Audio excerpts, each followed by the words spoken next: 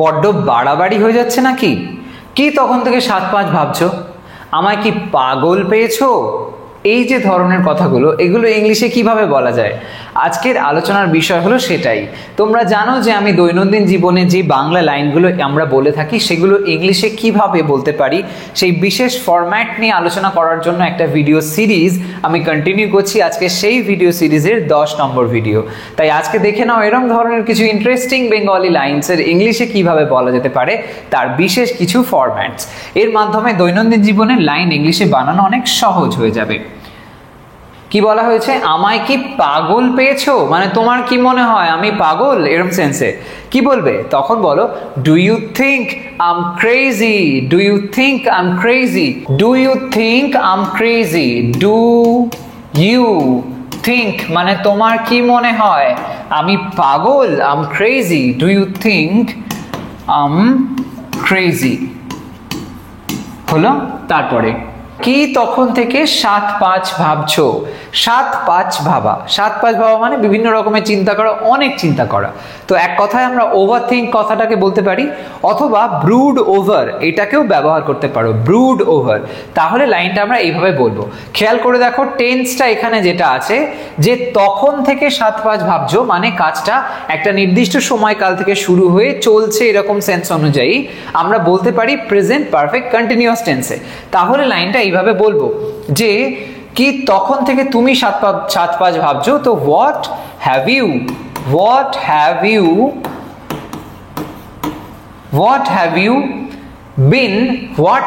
been brooding, এরকম ভাবে লিখবো প্রেজেন্ট পারফেক্ট কন্টিনিউয়াস টেন্সে। তো বিন এর পরে ব্রুড থেকে ব্রুডিং করে দেব। ব্রুড করা মানে কোনো জিনিস নিয়ে খুব চিন্তা করা, দুশ্চিন্তা করা, এরকম সেন্সে। Brooding over, what have you been brooding over, তখন থেকে since তারপরে then কথাটা জুড়ে দাও, ব্যাস। what have you been brooding over since then, তো এরকম ভাবে কি তখন থেকে 7-5 ভাবছো, এরকম ভাবে বলতে পারি। পরের লাইনটা, সীমা ছাড়িয়ে যাচ্ছ, সাবধান, নোট অফ এক্সক্লামেশন আছে, দেখো এক্সক্লামেটরি সেন্টেন্স। সীমা ছাড়িয়ে যাচ্ছ, you are crossing the limit, এরকম ভাবে দেখবে অনেক সময় এরকম কথা আমরা শুনি, you are crossing the limit, you are crossing the limit, তুমি সীমা ছাড়িয়ে যাচ্ছ।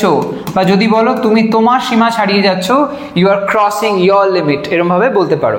You are crossing the limit, সাবধান, be careful, be careful, B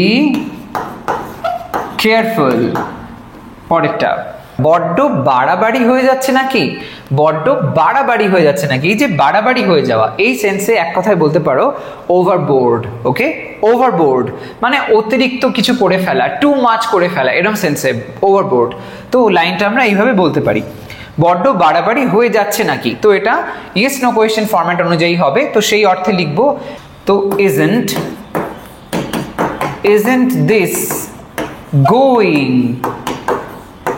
isn't this going a bit overboard, a bit overboard,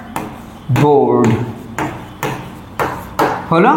isn't this going a bit overboard, তার মানে বড্ড বাড়াবাড়ি হয়ে যাচ্ছে নাকি, এই অর্থে।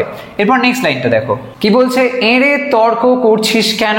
এড়ে তর্ক, এড়ে মানে যে কিনা নিজের পয়েন্ট থেকে সরতেই চায় না, বারবার হ্যাঁ বলছে এটাই ঠিক, এরকম সেন্সে। তো স্টাবার্ন বা একগুঁয়ে, সেই সেন্সে স্টাবার্নলি করে লাইনটা বলতে পারি।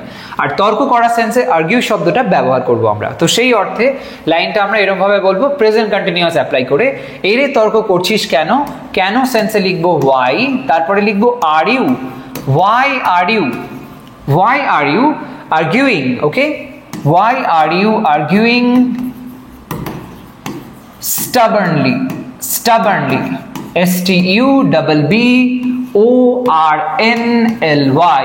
জিজ্ঞাসা চিহ্ন, why are you arguing stubbornly, হলো? তারপরেরটা, পাগলামির অ্যাক্সেস। খুব কমনলি এই কথাটা আমরা বলে থাকি, পাগলামির অ্যাক্সেস। তখন বলো this is utter madness, madness শব্দটার আগে আটার কথাটা জুড়ে দিলে সম্পূর্ণ বা টোটাল ম্যাডনেস এরকম সেন্সে এটাকে বলা হয়। এই অর্থে পাগলামির অ্যাক্সেস মানে প্রচন্ড একটা পাগলামি করা হচ্ছে, ক্রেজি ম্যাটার, ইনস্যানিটি এরকম সেন্সে। তো পাগলামির অ্যাক্সেস দিস ইজ কোনো একটা অ্যাক্টিভিটি, দিস ইজ আটার জুড়ে দাও, তারপরে ম্যাডনেস, দিস ইজ আটার ম্যাডনেস হলো পাগলামির অ্যাক্সেস। পরেরটা, চড়িয়ে তোমার দাঁত ফেলে দেবো। খুব কমন লাইন, অনেক সময় লোকে রেগে গিয়ে এরকম বলে।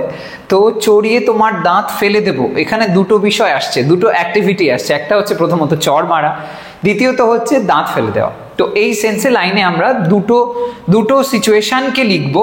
তো সেই সেন্সে দুরকম ভার্বের ব্যবহার হবে, অ্যান্ড দিয়ে আমরা জুড়তে পারি। তো সেই সেন্সে চড়িয়ে মানে চড় মেরে, তো আমি তোমাকে চড় মারবো, করবো কাজটা এখনো হয়নি, তো সেই সেন্সে ফিউচারে বলতে হবে, দেবো বলা হয়েছে। তো আই উইল স্ল্যাপ ইউ এরকম ভাবে ইংলিশে বলতে হবে, I will slap you and, I will slap you and তোমার দাঁত ফেলে দেবো, তাহলে নক ইউর টিথ আউট এরকম ভাবে বলতে পারি, নক ইউর টিথ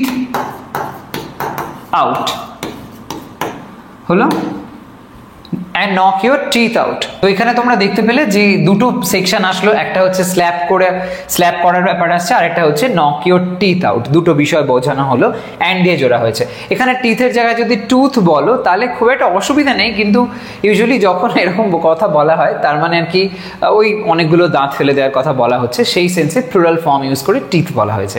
পরেরটা দেখো, ঘুমিয়ে ঘুমিয়ে স্বপ্ন দেখছিস নাকি, ঘুমিয়ে ঘুমিয়ে স্বপ্ন দেখছিস নাকি বা জেগে জেগে স্বপ্ন দেখছিস নাকি, এরকম ধরনের সেন্স অনুযায়ী লাইনটাকে আমি লিখেছি। এরকম অনেক সময় বলে থাকি আমরা, কাউকে হয়তো কোনো একটা কাজ দিলাম, সে কাজটা করছে না বা সে আলাদাই একটা কোনো চিন্তার জগতে আছে, তখন আমরা এরকমভাবে বলি, কি রে ঘুমিয়ে ঘুমিয়ে স্বপ্ন দেখছিস নাকি, কি বলছিস শুনছিস না, এরকম টাইপের একটা সেন্সে, যে ঘুমিয়ে ঘুমিয়ে স্বপ্ন দেখা বা জেগে জেগে স্বপ্ন দেখা, এই অর্থে আমরা ডে ড্রিম শব্দটাকে ব্যবহার করতে পারি। এই সেন্স অনুযায়ী লাইনটাকে লিখলে এইভাবে বলতে হবে, ঘুমিয়ে ঘুমিয়ে স্বপ্ন দেখছিস নাকি, আর ইউ ডে ড্রিমিং এরকম ভাবে বলতে পারি, যে তুই জেগে জেগে স্বপ্ন দেখছিস বা দিবা স্বপ্ন দেখছিস, এই সেন্সে are you day dreaming, are you day dreaming. Okay, এইবার এটা যদি তোমরা মানে একদম ওয়ার্ড বাই ওয়ার্ড লেখো তাহলে এরকম ভাবে বলতেও পারি যে are you dreaming in your sleep, are you dreaming in your sleep. But সেটা আমরা সেন্স অনুযায়ী ঠিক বোঝাতে চাইছি না, সেই জন্য ওটা লেখার দরকার নেই, আর ইউ ডে ড্রিমিং এটা বলতে পারি। এই ডে ড্রিম করা সেন্সে আরও একটা শব্দ খুবই প্রচলিত আছে, সেটা হলো রেভারি। ওকে, রেভারি, আমি এখানে ওটাও লিখে দিলাম, রেভারি। এটার মানে বোঝায় ডে ড্রিম করা বা দিবা স্বপ্ন দেখা, এই সেন্সে। তো এরকমভাবে বিভিন্ন রকম লাইন তোমরা দেখতে পেলে আজকে আমি তোমাদের সামনে প্রেজেন্ট করলাম। এই সমস্ত লাইন্সগুলোকে বলো যেরকমভাবে এখানে লিখলাম। কোথাও কোনো কনফিউশন হলে কমেন্ট সেকশনে জানিও। যদি মনে হয় ভিডিওটা বেশ ভালো লেগেছে তাহলে একটা লাইক করতে ভুলো না, শেয়ার করো সমস্ত ফ্রেন্ডসের মধ্যে। আর চ্যানেলটা এখনও সাবস্ক্রাইব না করে থাকলে ডেফিনেটলি করে নাও, কারণ এই ধরনের ইনফরমেটিভ ভিডিওস তোমরা আমার চ্যানেল থেকে পেতেই থাকবে। আজ তবে আসি, সবাই ভালো থাকো, সুস্থ থাকো, বাই।